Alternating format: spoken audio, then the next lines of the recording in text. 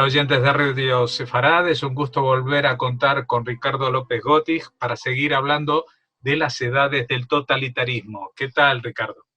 Hola Jorge, ¿cómo estás? Muy bien. Aparte, yo ya me siento un poquito más integrado porque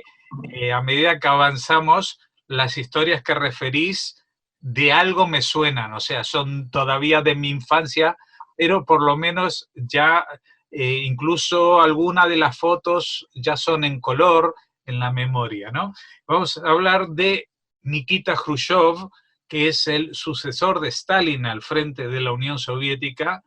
y que se enfrenta a una labor muy difícil, que es seguir con el comunismo, pero no tal como venía desde antes, ¿no? Exactamente, él tiene esa tarea difícil de continuar con la Unión Soviética sin minar los cimientos del sistema, pero a su vez diferenciarse de la etapa estalinista. Él, tengamos en cuenta que había sido miembro del Politburó ya en vida de Stalin, o sea, no es un recién llegado, sino que era parte de todo este sistema y que después, entre 1953, con la muerte de Stalin, hasta 1956, hay una lucha por el poder dentro de la Unión Soviética, dentro del Politburó, sobre quién iba a ser efectivamente el nuevo líder. Lo cierto es que esta tarea va a recaer sobre Nikita Khrushchev, que es una generación posterior a la de Lenin y la de Stalin, es decir, de alguien que no estuvo involucrado en la revolución bolchevique, sino que ya empieza a hacer su carrera política en la Unión Soviética existiendo. Este es un cambio generacional importante. Pero por otro lado, él necesitaba diferenciarse de toda esa etapa del estalinismo. Tengamos en cuenta que Stalin tiene plenos poderes desde 1929 hasta 1953. Es una etapa muy extensa de la Unión Soviética, en la que fue eliminando sistemáticamente a cada uno de sus rivales. Y que vimos cuando muere Stalin, se desactiva toda esta acusación de la conspiración de los médicos judíos, comienzan a liberarse muchos prisioneros del sistema Gulag,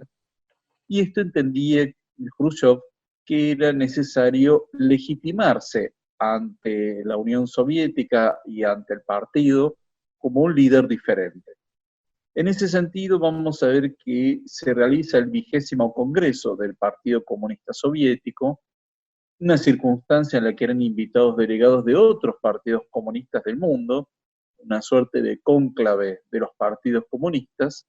y que obviamente la Unión Soviética, como líder de todas esas agrupaciones políticas,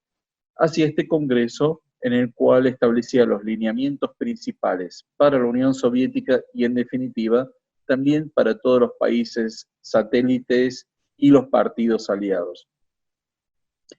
En ese congreso, en la noche del 25 de febrero de 1956,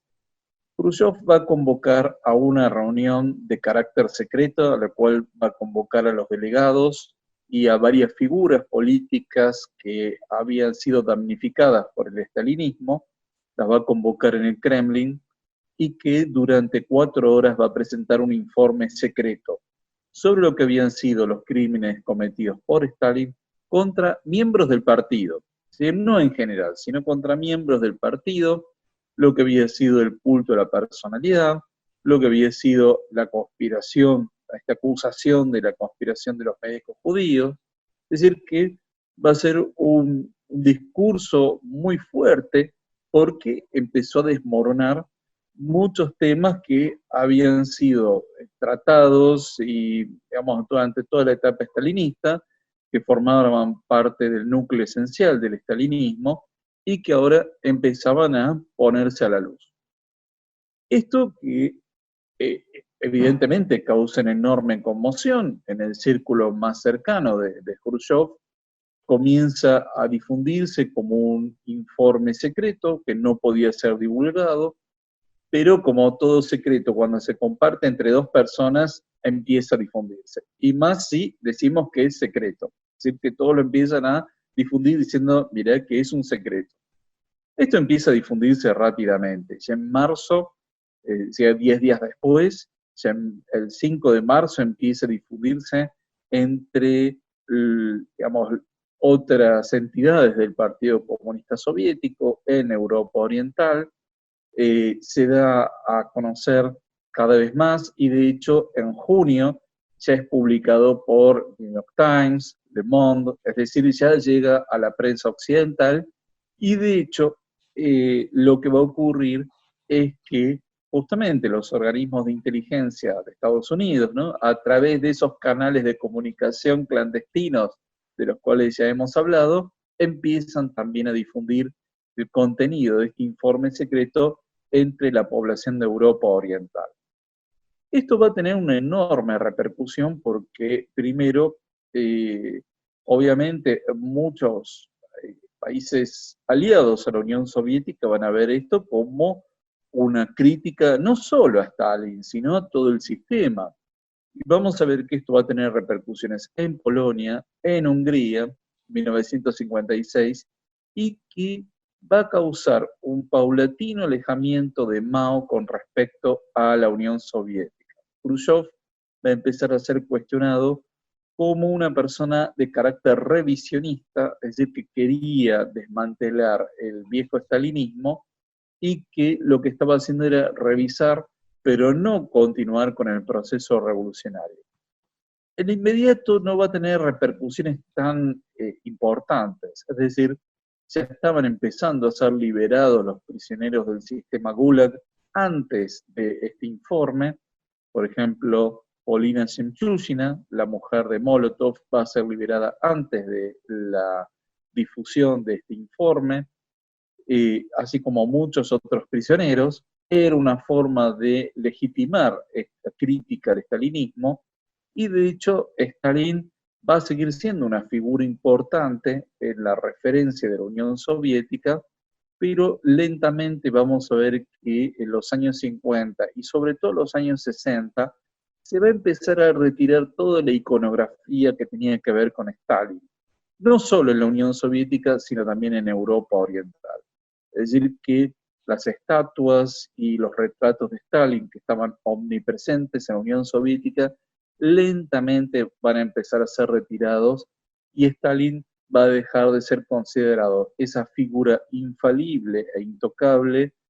y cada vez va a ser colocado en otro espacio. Es decir, no se va a negar todo lo que hizo el estalinismo, por ejemplo, el proceso de deskulatización y lo que fue el Holodomor, eso no se va a discutir, eso va a ser algo fundamental que va a mantener la Unión Soviética, diciendo eso no ocurrió o fue un enfrentamiento de carácter político y clasista, pero sí con respecto a la represión a los líderes del partido. Y otro aspecto importante que tenía que ver con esta diferenciación de Khrushchev con respecto a la etapa stalinista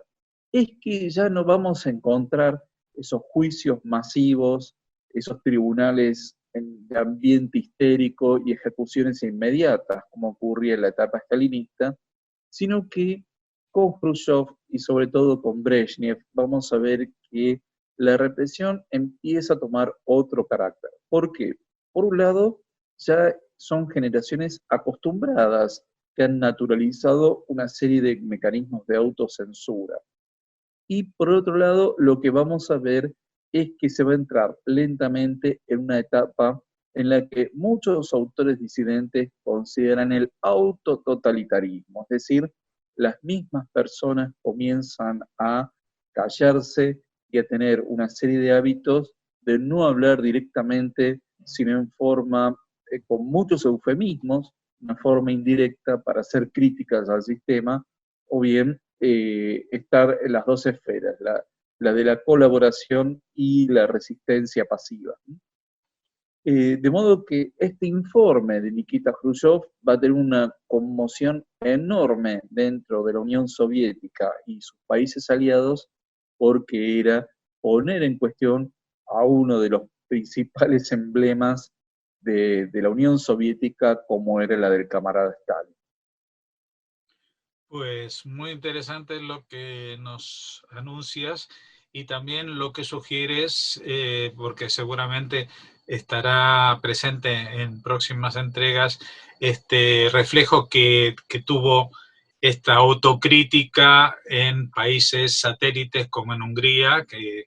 en ese mismo año de 1956 tendrá un conato de rebelión, y también porque nos vincula con un proceso comunista del cual no hemos hablado o solo muy tangencialmente, que es lo que pasa en Extremo Oriente, especialmente en China, ¿no? Habíamos hablado hace muchos programas sobre la crisis de Manchuria, antes de la Segunda Guerra Mundial, etcétera, pero también son temas que de pronto nos harán sentir que esto del totalitarismo es un fenómeno cada vez más globalizado, es decir, que no solamente afecta a un país, a una región, sino que sus ecos repercuten mucho más allá en el resto del mundo y en lugares insospechados como los que hablamos. Así que estamos ya atentos y esperando esta próxima entrega la semana que viene, si todo va bien. Gracias, Ricardo López Gotig, por habernos atendido una vez más. Muchas gracias, Jorge. Como siempre, un enorme saludo a la audiencia de Radio Separado.